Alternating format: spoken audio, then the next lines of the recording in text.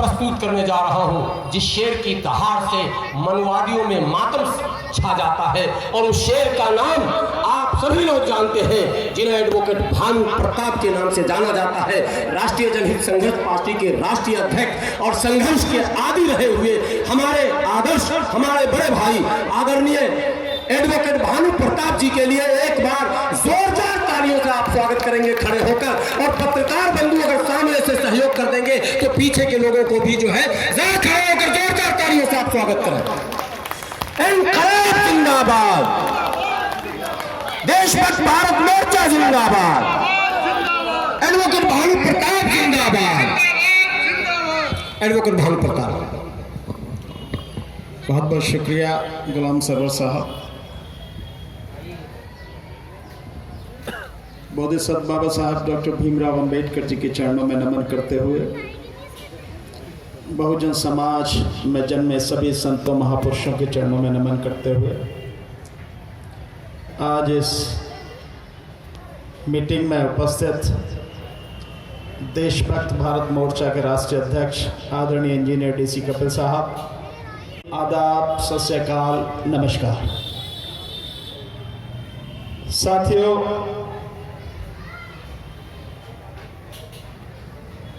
मीटिंगें तो बहुत होती हैं, बहुत मीटिंग करते हैं,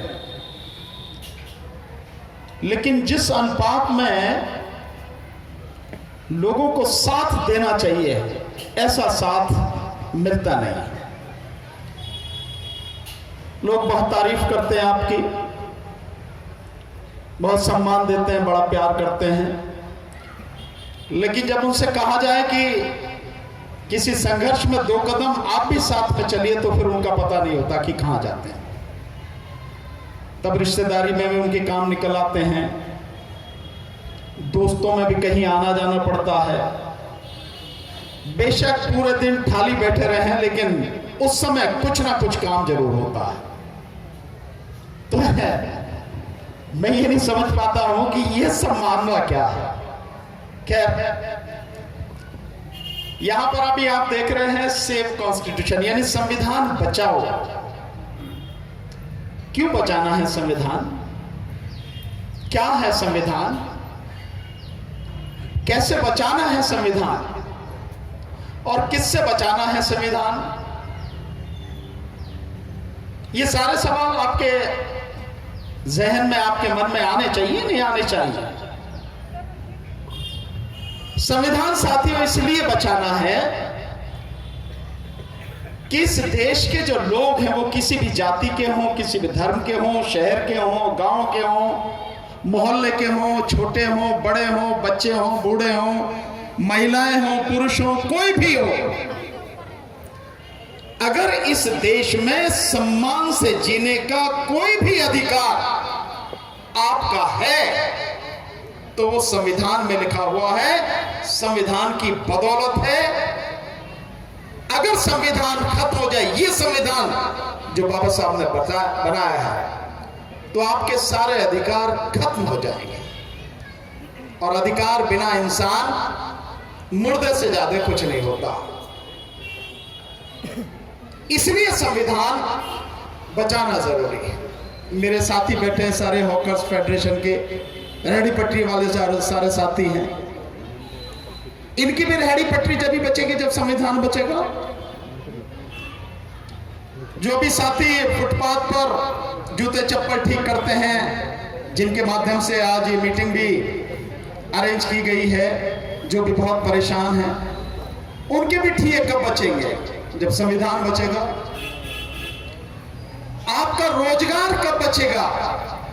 आपको नौकरी कब मिलेगी, कैसे मिलेगी? जब संविधान बचेगा।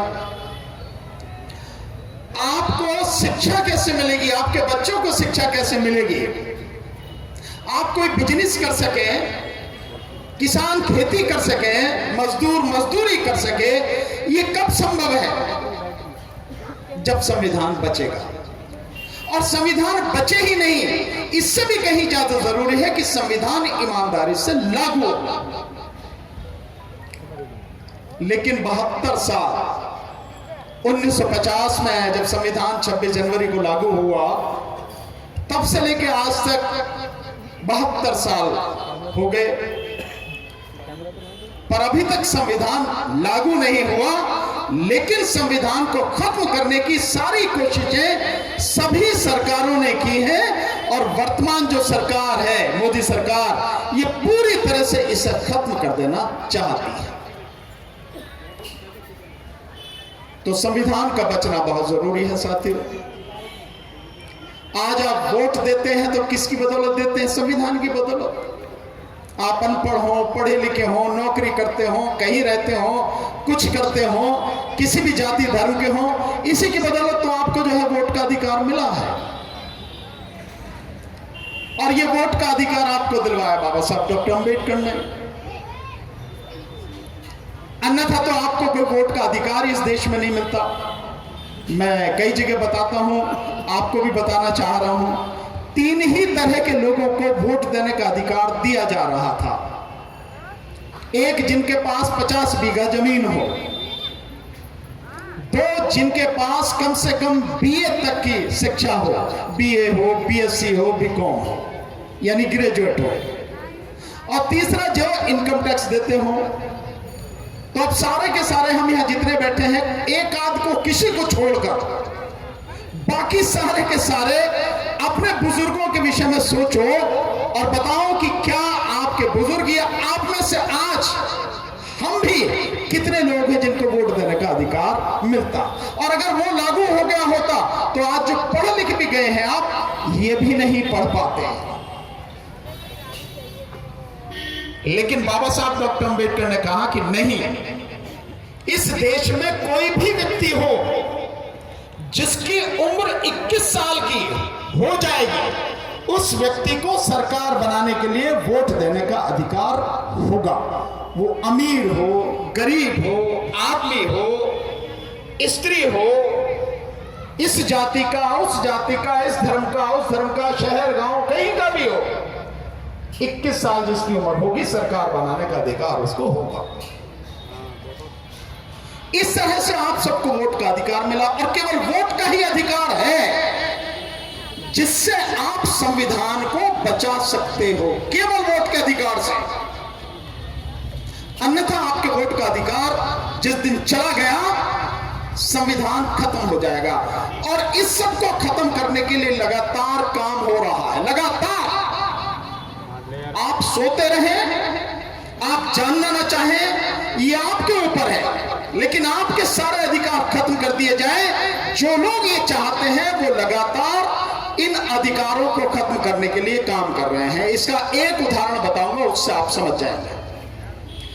अभी पिछले दिनों अगस्त के महीने में इलाहाबाद का नाम तो सुना है, जो प्रयागराज हो गया है। उस इलाहाबाद में एक तथाकथित धर्म संसद की मीटिंग हुई और उस धर्म संसद या धर्म संगठन जिसने मीटिंग की, उसने भारत का संविधान जो अब है, इसको खत्म करके मनुस्मृति पर आधारित संविधान लागू हो, उसकी रूपरेखा तैयार कर ली है। 60 पेज की रूपरेखा पर उन्होंने चर्चा की और उसके बाद में अगले साल, यानी अब 1.5 महीने बाद, 2 महीने बाद अगला साल शुरू हो जाएगा, उसकी दूसरी मीटिंग बनारस में होगी।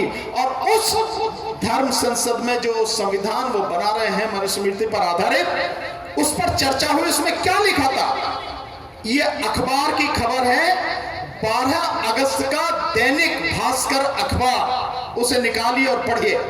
जो संविधान बनाने की बात कर रहे हैं, वो कह रहे हैं कि केवल इस संविधान के अनुसार 4 लोगों को, यानी 4 तरह के लोगों को वोट देने का अधिकार होगा। नंबर 1 हिंदुओं को, नंबर 2 बौद्धों को, नंबर 3 जैनियों को और नंबर 4 सिखों को। तो मुस्लिम समाज के जो लोग हैं और जो पारसी हैं और जो ईसाई हैं, इनको तो एक झटके में ही उन्होंने मताधिकार से वंचित कर दिया। और जब आपको वोट देने का अधिकार नहीं है, तो आपको इलेक्शन लड़ने का अधिकार कैसे होगा? बताओ जरा मुझे। इस बात को जरा ध्यान से सोचें आप। अगर किसी व्यक्ति को वोट देने का अधिकार नहीं है तो उसे इलेक्शन लड़ने का, चुनाव लड़ने का भी अधिकार नहीं है।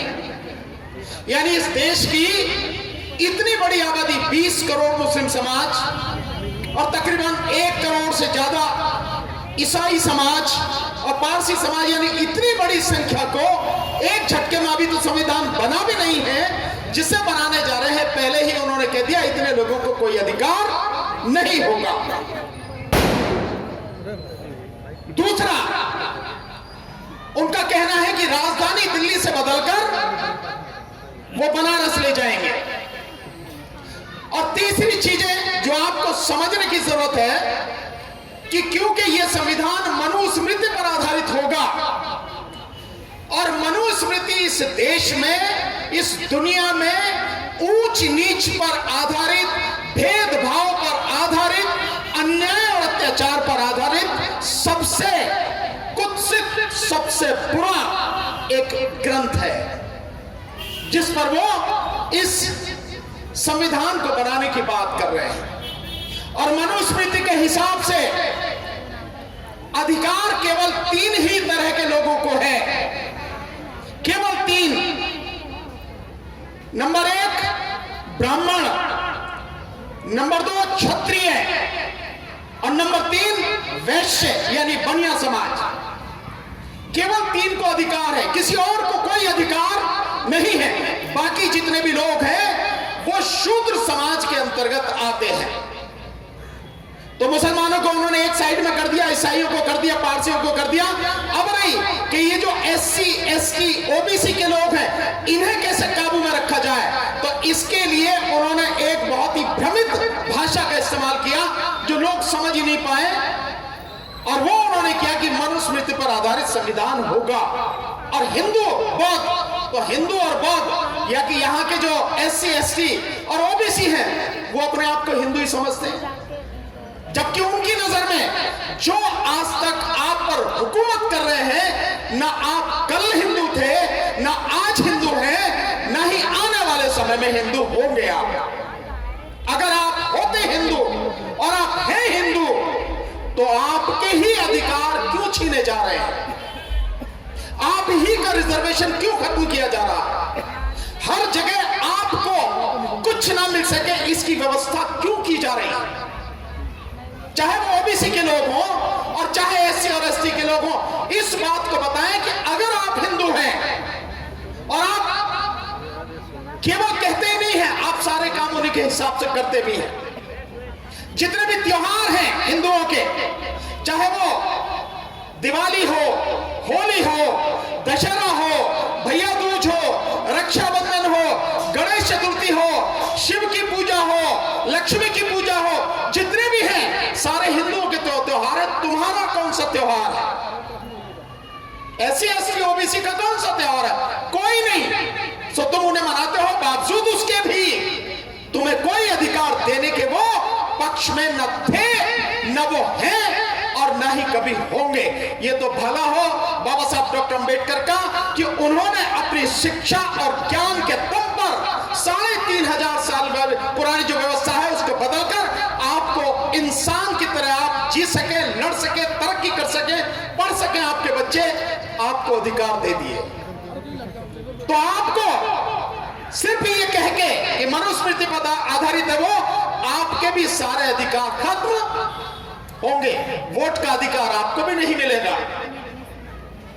अब वोट का अधिकार SC, ST, OBC को नहीं होगा तो चुनाव लड़ने का भी इनको अधिकार नहीं होगा। अगर ये अपने इरादों में सफल हो गए तो क्या आपको नहीं लगता कि जब देश में एक संविधान लागू है, उस संविधान के होते हुए उस संविधान को खत्म करने की बात हो रही है और मनुस्मृति पर आधारित संविधान की बात हो रही है, क्या यह देशद्रोह नहीं है?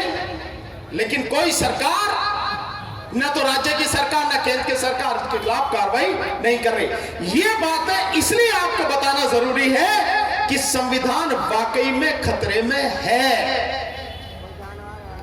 और सरकार के जितने भी विभाग हैं, विशेषकर संवैधानिक विभाग हैं, जिनमें आप इलेक्शन कमीशन कह सकते हैं, जिनमें आप यूपीएससी को कह सकते हैं, ये जितने भी विभाग हैं जिसमें सीएजी को जो खर्च और इनकम का हिसाब किताब रखता है सीएजी, ये सारी की सारी संस्थाएं सिर्फ और सिर्फ सरकार की गुलामी कर रही हैं।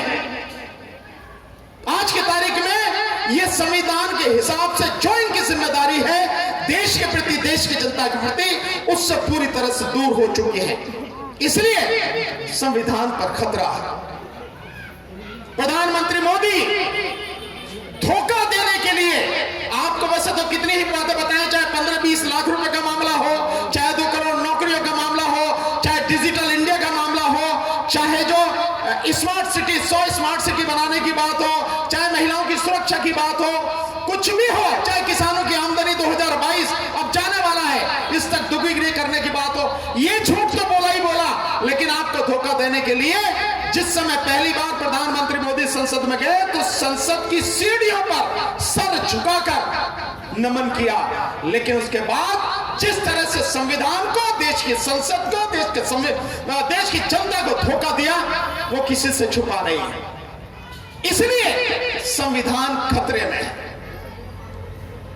इसलिए संविधान को बचाना जरूरी है।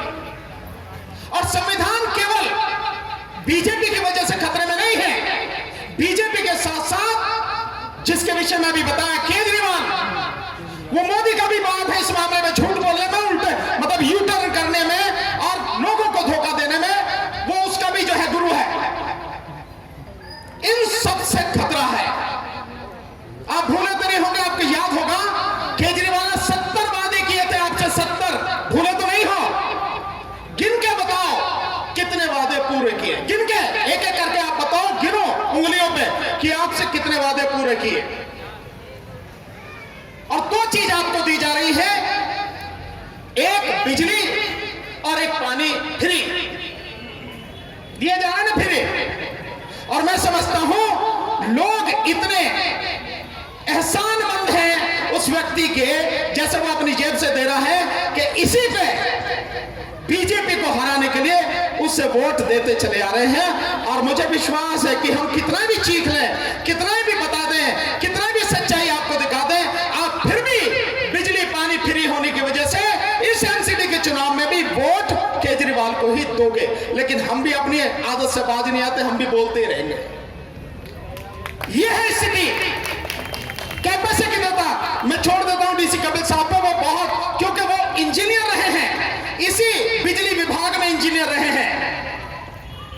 और बिजली विभाग की जो जनरल समाज की जो एसोसिएशन थी इंजीनियर्स की, उसके महासचिव रहे हैं।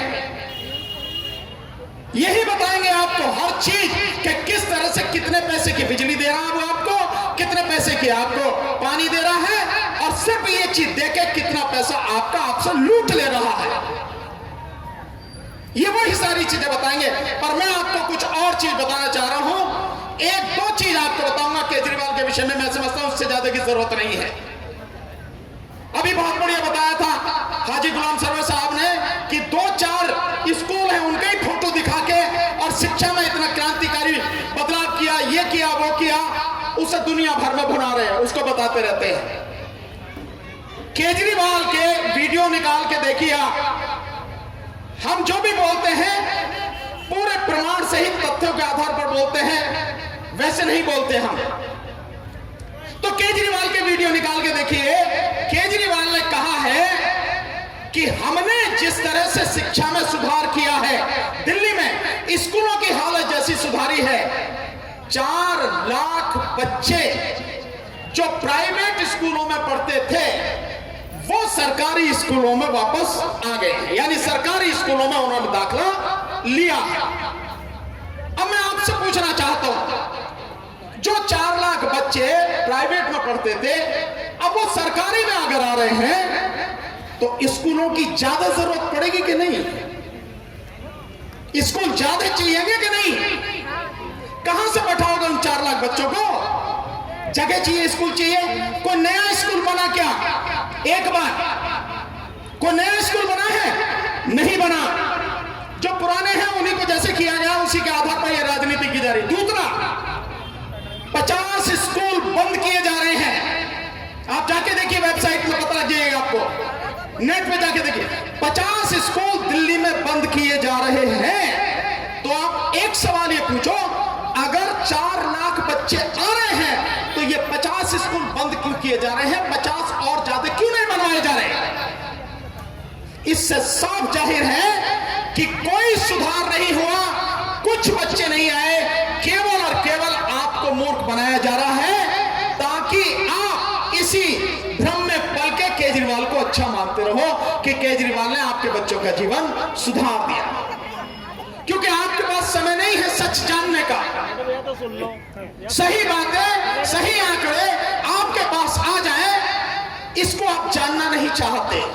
आप केवल और केवल फ्री बिजली पानी में ही मस्त हो। और इसी का फायदा ये सारे राजनीति वाले, चाहे बीजेपी वाले हो और चाहे आम आदमी पार्टी हो, ये सब इसका फायदा उठा रहे हैं।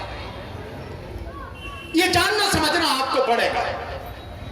मैं जैसे बार बार कहता हूं, अभी मैं सुनना था, हमारे साथी सामने खड़े हॉकर्स फेडरेशन वाले संदीप जी, वो कह रहे हैं हमें किसी से मतलब नहीं है, कोई नहीं आए, हमारा तो भैया हमारा काम करना चाहिए, हमें संघर्ष करना है। तो संघर्ष तो आप कर रहे हो ना, मिला क्या आपको? इतने समय से संघर्ष ही तो कर रहे हो, मिला क्या आपको? मिलेगा भी नहीं आपको जब तक आपकी समझ में यह बात नहीं आएगी कि जो सरकार हो, सरकार हम ऐसी बना के भेजेंगे जो वाकई में हमारे लिए काम करे, और उसमें ऐसे नुमाइंदे भेजेंगे जो हमारे बीच से जाए, जो हमारा दर्द समझते हो, जो हमारा दुख समझते हो, हमें जानते हो, हमारी समस्याओं को जानते हो और उन्हें हल करने के लिए ईमानदारी से काम करें। ऐसे लोगों को भेजोगे तो ही होगा, बिना इसके नहीं होगा। सरकार के बिना कुछ नहीं होता। 72 साल हो गए, 72 साल से भी ज्यादा हो गया आपको सरकार देखते देखते। किस सरकार ने काम किया आपके लिए? 2013 में ये कानून बना था आपका, कांग्रेस की सरकार थी। जिस हॉकर्स की बात कर रहे हो आप, ये कानून उसी समय बना था ना। 9 साल जिसको हो गए, क्या हुआ? क्यों लागू नहीं हुआ 9 साल में? और बीजेपी क्यों करेगी? बीजेपी तो आपको मिट्टी में मिलाना चाहती है। केजरीवाल क्यों करेगा? वो तो उन्हीं का भाई है। भाई किसकी पैदाइश है केजरीवाल? आरएसएस की पैदाइश है, अन्ना के आंदोलन से पैदा है ना। तो अन्ना किसका आदमी है? आरएसएस का आदमी, बीजेपी का आदमी। सारे पैसा, सारे आदमी, सारी सुविधाएं, सारा मीडिया उसके अन्ना के आंदोलन में सब आरएसएस का था। तो तुम्हारे लिए काम क्यों करेगा? और तुम्हें समझ में नहीं आ रहा कि जो नोट पर गणेश और लक्ष्मी छपाना चाह रहा है वो आरएसएस का आदमी, तुम्हारा कहां से है वो? इसलिए तुम्हें समझना पड़ेगा। राजेंद्र पाल गौतम की बात करी, यहां बैठे हुए एक साथी हैं, वो जो कहा कि 10,000 लोगों ने जो है बहुत धन की दिख चली। राजेंद्र पाल गौतम की बात मैं कर रहा हूं। राजेंद्र पाल गौतम का विभाग, जिस विभाग में मंत्री था, 20,000 करोड़ रुपया, अब तो बढ़कर 50,000 करोड़ हो गया। रुपए की बात कर रहा हूं मैं, 20,000 करोड़। पिछले 5 साल में जब इसकी सरकार रही केजरीवाल की, शेड्यूल कास्ट का यानी तुम्हारा पैसा खा गया, जिसका हिसाब नहीं है आज तक। भाई महमूद पराचा ने उनके खिलाफ में जो है हाई कोर्ट में, दिल्ली हाई कोर्ट में मुकदमा डाल रखा है। और ये सूचना के अधिकार अधिनियम के तहत राजेंद्र पाल गौतम के ही विभाग ने हमको दी है। इनके पास है, ये बता देंगे डीसी कपिल साहब। तो ऐसे मंत्री का, ऐसे नेताओं का क्या करोगे इनका? जो आदमी वहां बैठकर मंत्री होते हुए जो समाज की रक्षा नहीं कर सकता, समाज के पैसे को नहीं बचा सकता, समाज के हकों की रक्षा नहीं कर सकता, वो तुम्हारा मंत्री क्या प्रधानमंत्री भी बन जाए तो तुम्हारे लिए क्या करेगा? कुछ भी नहीं करेगा। हम सबके बीच में हमारे बड़े भाई महमूद पराचा जी आ चुके हैं और डॉक्टर रितु भी। मैं चाहूंगा सब लोग एक बार जोरदार तालियों के साथ में उनका स्वागत करें। ताली बजाएं यार, मेरे जोर से बजा नहीं सकते, क्या दिक्कत है?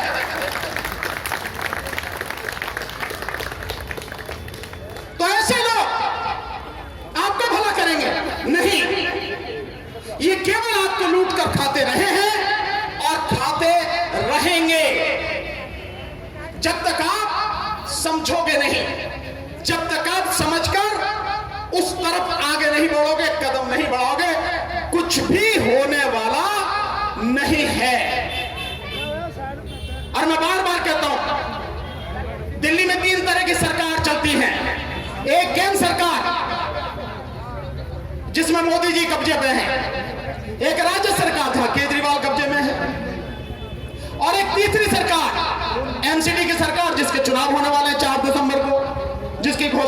होती है। ये 3 सरकारें हैं। आपके पास में मौका है कि इस तीसरी सरकार के लिए जो चुनाव हो रहा है, यहां आप अच्छे लोगों को भेजकर कम से कम एक आवाज मजबूती के साथ उठाने का प्रयास करें। तुम सड़क पर कितने भी चिल्लाते रहो, उसका कोई फर्क नहीं पड़ता। संविधान को अगर बदला जाएगा या संविधान की अगर रक्षा होगी तो सड़क पर किसी हालत में नहीं हो पाएगी। वो रक्षा होगी वहीं पर संसद में बैठकर, जब आपके सांसद पहुंचेंगे, एमपी पहुंचेंगे, जब आपके एमएलए पहुंचेंगे, जब आपके काउंसलर वहां पहुंचेंगे, वही होती है सब कुछ। सड़क पर आंदोलन होता है लोगों को जगाने के लिए, और वो आपके बस की नहीं है। आप पूरी तरह से मर चुके हो। मैं यही शब्द कह रहा हूं इस्तेमाल, जैसे जो है उनका जमीर मर चुका है, आप भी, इस देश की जनता भी पूरी तरह से मर चुकी है। जिंदा लाशों के अलावा कुछ नहीं है, वो केवल इतना ही है। इसलिए साथियों, इन सारी चीजों को समझने की जरूरत है। अभी हमारे साथी एक बात बहुत बढ़िया उन्होंने कही, बहुत जोश आता, बहुत बढ़िया लगती है बात जब कही जाती है कि आप ये चंद मनुवादी लोग हैं, इनकी संख्या 15% है, इन्हें आप वोट देकर हरा सकते हो। बिल्कुल हरा सकते हैं, पर जब तक ईवीएम है तब तक नहीं हरा सकते। जब तक ईवीएम है तब तक आप इन्हें नहीं हरा सकते। लिख लो, आप कापी किताब कितनी भी भर लो, आप जिसको भी वोट देना चाहोगे दे दो। वोट जानी उन्हीं के खाते में है। उन्हें किसको जिताना, किसको हराना, ये वो जानते हैं। बैठ के सारे काम करते हैं और आप आंख पे पट्टी बांध के बस जिए जा रहे हो। इसलिए मैं बार बार कहता हूं, इसलिए लगातार हम लड़ाई लड़ रहे हैं, आंदोलन कर रहे हैं, इस चुनाव व्यवस्था को सुधारने के लिए और बातों के साथ साथ ईवीएम और वीवीपैट मशीन को हटाना बहुत जरूरी है। अगर इसे नहीं हटाओगे तो इतने ही नहीं, बस 2024 तक की बात है। 2024 में बीजेपी के आने के बाद ही तुम्हें किसी चीज की जरूरत नहीं पड़ेगी। तुम्हारे सारे अधिकार खत्म हो जाएंगे। इस देश में लोकतंत्र समाप्त होकर राष्ट्रतंत्र की स्थापना होगी और फिर उसके बाद आप गुलामों की तरह जिंदगी जियोगे। 2 ही तरह के लोग होंगे, या तो गुलामों की तरह जिंदा रहोगे और या जो गुलाम नहीं बनेंगे वो लड़ेंगे और मरेंगे, मारेंगे। यही होगा, इसके अलावा कुछ नहीं होगा। इसलिए इसे अगर बचाना है, इस देश को, अपनी आने वाली पीढ़ी को बचाना है, तो ईवीएम को हटाना बहुत जरूरी है। हम लगातार आंदोलन करते हैं, लोग नहीं आते। एक तरीका निकाला है, एक फॉर्म बनाया है, उस पर लोगों के दस्तखत करवा रहे हैं। उनका नाम, वोटर आईडी नंबर, उनका मोबाइल नंबर और फिर उनके दस्तखत। सिर्फ इतनी चीजें चाहिए। फॉर्म लाया हूं मैं, गाड़ी में रख के अभी निकलवाता हूं, अभी आपको दूंगा, सब लोग लेके जाना। और एक फॉर्म पर आगे पीछे 25 लोगों के दस्तखत होते हैं, नाम लिखे जाते हैं 25 लोगों के। आप चाहे उस फॉर्म की फोटो कॉपी भी करा सकते हैं। आपके पास नहीं है फोटो कॉपी कराने के लिए, पैसा मैं ही दे दूंगा। जितने भी फॉर्म चाहिए यहां से लेके जाना, कोई चिंता वाली बात नहीं है। लेकिन ईवीएम को हटाना जरूरी है और इसलिए करा रहे हैं हम कि इस देश में कुल 90 करोड़ मतदाता हैं। इनमें से लगभग 65% वोट पड़ता है, यानी 60 करोड़ के लगभग लोग वोट देते हैं। इन 60 करोड़ में से 25 से 30 करोड़ लोग अगर इस दस्तखत वाले हस्ताक्षर अभियान में हमारा साथ दे दें, आते तो है नहीं, लेकिन अगर इसमें भी हमारा साथ दे दें तो तब हम सुप्रीम कोर्ट के सामने उसे ले जाके प्रदर्शन करके और सुनवाई करवाकर इस ईवीएम को हटवा देंगे, अगर आप इसमें साथ दोगे तो। लेकिन लोग डरते बहुत है, पता नहीं कहां क्यों डरते हैं, ये आज तक समझ में नहीं आया। हालांकि एक शायर ने बड़ी बढ़िया बात कही कि भाई हमने तो कब्रिस्तानों में उनकी भी कब्र देखी जो डर के घरों में भूसे बैठे रहे, वो भी कब्रिस्तान में दफन। शमशानों में उनकी भी चिताएं जली जो डर के मारे कांपते थे, घरों में बैठे रहे, कभी किसी लड़ाई में, किसी आंदोलन में कभी निकल के नहीं आए, वो भी रहे। और भैया जो लड़े उनकी चिताओं पर तो आज भी जो है आप समझते हैं मेले लगते हैं, जो लड़े और मरे समाज के लिए, लोगों के लिए। इसलिए साथियों इस बात को समझना बहुत जरूरी है। ये दोनों ही लोग, बीजेपी और केजरीवाल, दोनों आरएसएस के ही लोग हैं। दोनों सिर्फ उन्हीं के लिए काम करते हैं और सिर्फ इसलिए बढ़ाया जा रहा है कि केजरीवाल बढ़ते बढ़ते इतना मजबूत हो जाए ताकि लोग अपने आप कहने लगे कि भैया बीजेपी को हराना है तो केजरीवाल को वोट दो, यही हरा सकता। जैसे मुसलमान वोट देते हैं कि बीजेपी को हराना तो इनको वोट दो भैया, देते नहीं देते। सो इसीलिए उसे खड़ा किया जा रहा है। और फिर जैसे ही आप इस जाल में फंसोगे, इस झांसे में आओगे, तो चाहे तुम बीजेपी को वोट दो, मोदी को दो, और चाहे केजरीवाल को दो, तुम्हारी वोट जाएगी आरएसएस के ही खाते में। ये हाथ में भी वही है और दूसरे हाथ में भी वही है, सब कुछ उनके हाथ में है। इसलिए बहुत सोच समझ के अपने बीच से लोगों को लाओ, उनको जिताओ, और कम से कम कुछ लोग तो भेजो ताकि आपकी आवाज उठती रहे, आपकी लड़ाई चलती रहे। हम पिछले 5 साल से लगातार लड़ रहे हैं। अगर मैं अपनी बात करूं तो 2017 में आंगनवाड़ियों का बड़ा जबरदस्त आंदोलन 2 महीने चला। उत्तर प्रदेश में हर दिन कंधे से कंधा मिला के मैं उनके साथ था, उनकी लड़ाई लड़ी। और उसके बाद से 2017 के बाद से 2018-19 लगातार लड़ते रहे, चाहे सीएए एनआरसी का आंदोलन हो, चाहे किसान आंदोलन हो, चाहे मजदूरों का आंदोलन हो, लगातार उनके साथ लड़ते रहे। आप हमें देखते भी हो, जानते भी हो, सुनते भी हो, प्रशंसा भी करते हो, आपके सामने है। आपको लगता है कि हम जो बात कर रहे हैं सही कह रहे हैं, आपको लगता है कि हम आपकी लड़ाई लड़ सकते हैं, तो बात हमारी समझिए और मानकर उस पर अमल करने का प्रयास कीजिए, वरना आपकी इच्छा है जैसा आप करना चाहें करें। साथियों, बात बहुत है कहने की, लेकिन और साथी हैं, समय भी काफी हो रहा है, तो मैं अपनी बात को जल्दी ही खत्म करूंगा। लेकिन आपसे एक निवेदन करूंगा साथियों, आपकी लड़ाई आप ही को लड़नी पड़ेगी, ईमानदारी से लड़नी पड़ेगी। अगर आप ये जो दौर अब शुरू हुआ है 1 महीने का, इसमें बहुत लोगों को दारू पिलाई जाएगी, पैसे दिए जाएंगे। इस 1 महीने में जितने की दारू पी सकते हो पी लो,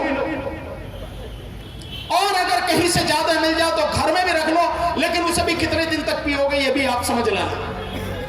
जितने पैसे आपको दिए जाएंगे वो पैसे भी आप ले लोगे तो कितने दिन गुजारा होगा, और जो फ्री में आपको दिया जा रहा है वो कितना दिया जा रहा है? आपसे इतना सारा लिया जा रहा है और मुट्ठी भर के आपको दिया जा रहा है, बाकी सब लूट लिया जा रहा है।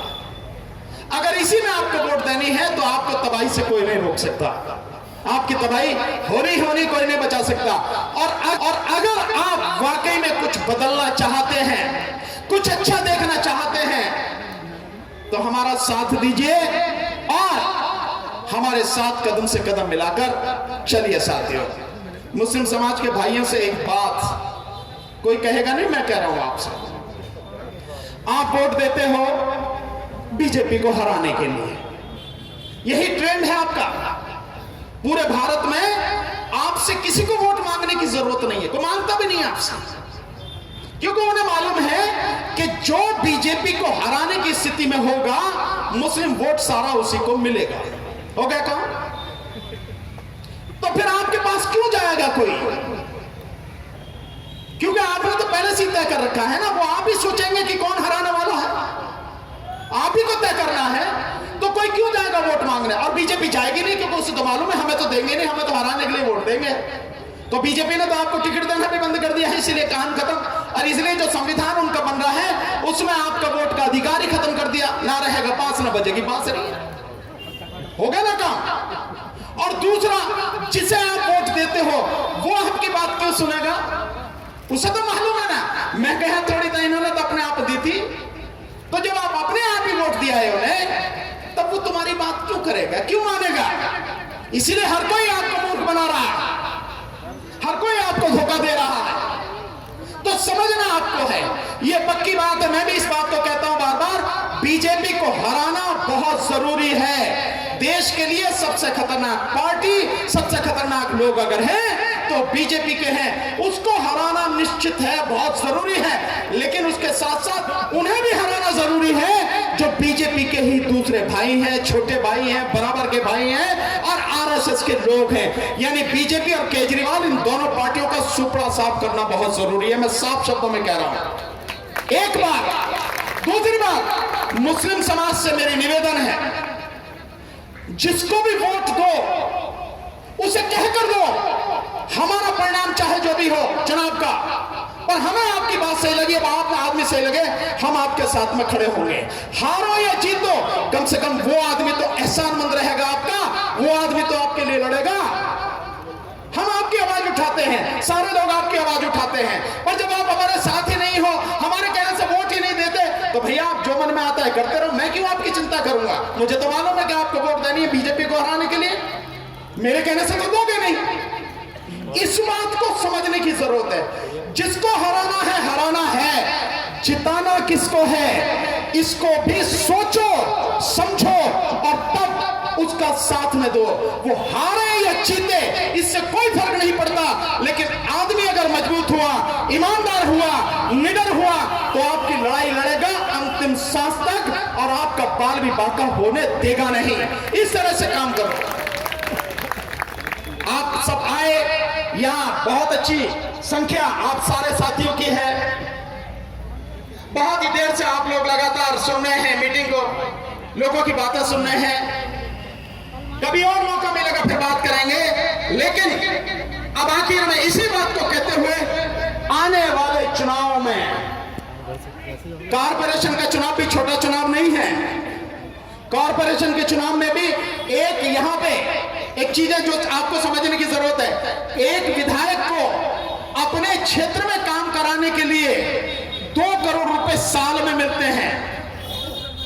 2 करोड़ रुपए साल के, अब हो सकता है ज्यादा हो, पर मेरी जानकारी इतनी ही है। 5 मिल गए, 5 हो गए, 5 हो गए, तो कॉर्पोरेट के जो उसे 5 तो हो गए होंगे, अच्छा उसके भी 2 हैं, तो उसके तीनों की मिला लो तो ज्यादा हो गए। पहले 2 थे और कॉर्पोरेशन जो था उसके काउंसलर के 2 करोड़ रुपए मिलते हैं अपने क्षेत्र में, और उसका क्षेत्र एमएलए के क्षेत्र से 1/3 है। इतना पैसा मिलता है, तो वो भी बहुत महत्वपूर्ण एक चुनाव है। उस चुनाव को बहुत सोच समझ के वोट दीजिए और अच्छे लोगों को जिताइए, अच्छे लोगों को राजनीति में लाइए और मजबूत बनिए और मजबूत सरकार और अपने आप को बनाइए। बहुत बहुत शुक्रिया। नमो बुद्धाय, जय भीम, जय भारत, आदाब, सत श्री अकाल, नमस्कार।